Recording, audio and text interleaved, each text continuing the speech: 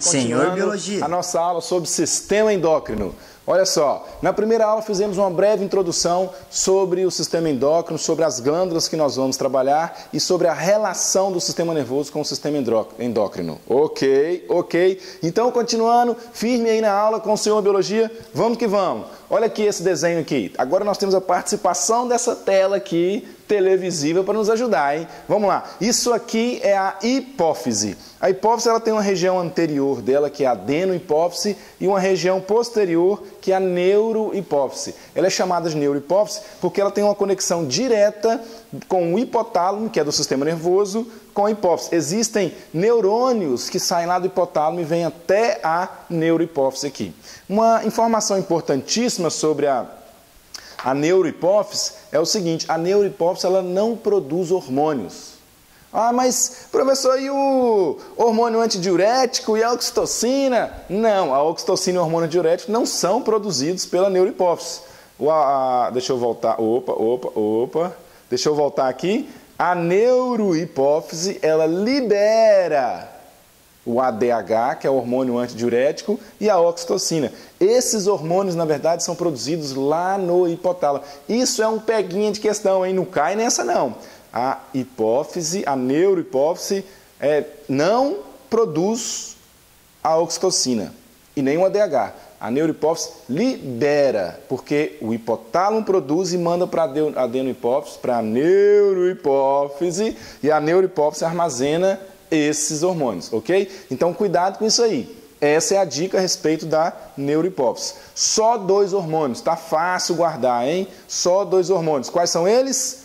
ADH, que é o hormônio antidiurético, e a oxitocina, ok? Esses são os hormônios liberados pela neurohipófise. E o que faz o ADH? Qual que é a função do ADH? Ele é hormônio antidiurético. Ele impede a diurese. O que é a diurese? A diurese é o ato de urinar, de fazer xixi. Quando você está com a diurese boa, você está fazendo bastante xixi. O antidiurético vai impedir você de fazer xixi. Então, que hora que o ADH vai ser liberado? O ADH vai ser liberado quando você está com pouca água no organismo. Você não pode desperdiçar água pelo xixi. Então, o que acontece? O organismo percebe, opa, temos pouca água, precisamos economizar água. E aí, o hipotálamo avisa, neurohipófise, pode liberar o ADH que eu deixei aí. Aí a neurohipófise libera o ADH, ele passa na circulação sanguínea, vai lá no coração, sai do coração, desce, vai embora, chega lá nos rins, especificamente, lá nos túbulos coletores do rins, e também a participação do túbulo contorcido distal, lá do néfron, estão lembrados? Néfron, sistema excretor, lá no ducto coletor dos néfrons, ele vai aumentar a permeabilidade desse ducto e vai reabsorver água. Então a água a mais vai ser reabsorvida, vai voltar para o sangue, Ela sai dos ductos pela permeabilidade que ele adquire e vai para o sangue, e vai lá para os capilares que estão em volta. E aí o xixi fica com menos água. Essa é a função do ADH, recolher a água e trazer ela de volta para o sangue e diminuir o volume de água da urina. E aí o que acontece? O que pode acontecer? Pode acontecer que a urina vai ficar mais concentrada, a urina vai ficar com a quantidade maior de sais, com a quantidade maior de excretas nitrogenadas, mas com a quantidade maior isolada, não. Não vai alterar a quantidade de ureia, não vai alterar a quantidade de sais. O que vai acontecer é que vai alterar a quantidade de água. Ao diminuir a quantidade de água, que se aumenta a concentração de ureia, a concentração dos sais. Mas perceba que o aumento da concentração não é pelo acréscimo de soluto, mas pela retirada de solvente, ok? Atenção para isso aí. Um outro detalhe importante sobre o hormônio antidiurético é que quando a pessoa está com déficit, está com problema no hormônio antidiurético, a neurohipófise ela passa a não liberar, por exemplo, o hormônio antidiurético. O que acontece? Não há o controle, não há esse controle da eliminação de água. Então a pessoa elimina água demais. Isso aumenta a concentração no sangue. A mesma história em relação ao solvente soluto. O que vai acontecer no sangue com relação à concentração de glicose? devido à menor quantidade de água, vai haver o quê? Um aumento na concentração de glicose. Isso é o quê? Hiperglicemia. Que doença que nós conhecemos como hiperglicemia?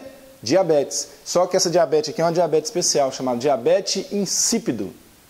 Diabetes insípido. O problema da diabetes normalmente está relacionado com o pâncreas. Mas olha só que interessante. Aqui nós temos uma diabetes relacionada com a neurohipófise que libera o ADH.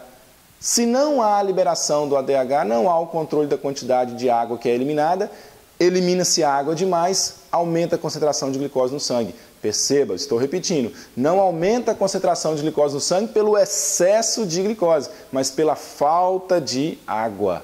É a diabetes insípido, ok? E a oxitocina? A oxitocina, ela é um hormônio que vai estimular as contrações. Ela vai estimular as contrações. Essa contração é muito importante na hora do parto. A mulher, quando está parindo, um parto normal, claro, o neném vai saindo lá e a mulher vai gritando. Ah! E esse grito, essa dor que ela sente, a saída do neném estimula, olha que interessante a relação do sistema nervoso com o sistema endócrino. A saída do neném estimula a neurohipófise a liberar a oxitocina. O que a oxitocina vai fazer? Lá nos músculos do abdômen, vai aumentar a contração do abdômen e quanto mais o neném vai saindo, mais contração do abdômen e ela ajuda na hora do parto, a oxitocina. Mas ela tem um outro papel também, depois do parto. Qual que é? Estimular a contração das glândulas mamárias. Isso aí. Cuidado, hein? A prolactina, aí é um outro hormônio produzido lá na adenohipófise. A prolactina vai estimular o quê? A produção do leite, a fabricação do leite. Mas a oxitocina vai estimular o quê? A contração da musculatura aqui na glândula mamária e que vai ajudar o leite a sair, vai ajudar o leite a expelir. Olha que interessante a relação do sistema nervoso, dos órgãos, dos sentidos do sistema nervoso, a interação do indivíduo com o ambiente e o controle hormonal. A mulher que está amamentando, a lactante, só de ouvir o choro do neném, de repente não precisa nem ser o neném dela, ela ouve o nenenzinho chorando, a neurohipófise já libera a oxitocina e ela já começa a produzir leite, já começa a liberar o leite e se ela não estiver usando protetor ali no peito, no bico do peito, chega a molhar a blusa que ela está usando. Só ela ouve o neném chorando, a blusa que ela está usando molha. Por quê? Porque ela liberou o leite. Por que isso aconteceu? É a relação do sistema nervoso e sistema endócrino. Ocorreu liberação da oxitocina que o organismo entende, opa, a criança está com fome, está na hora de amamentar. Muito interessante isso, né? A biologia é uma ciência maravilhosa, né? Bonito demais conhecer o próprio corpo, conhecer o próprio organismo. Eu amo essa matéria. Beleza, galera, por hoje é só. Chega com essa aula. Vamos parar por aqui, mas vamos continuar gravando as aulas, ok? Teremos mais aulas sobre o sistema endócrino. Fui! Até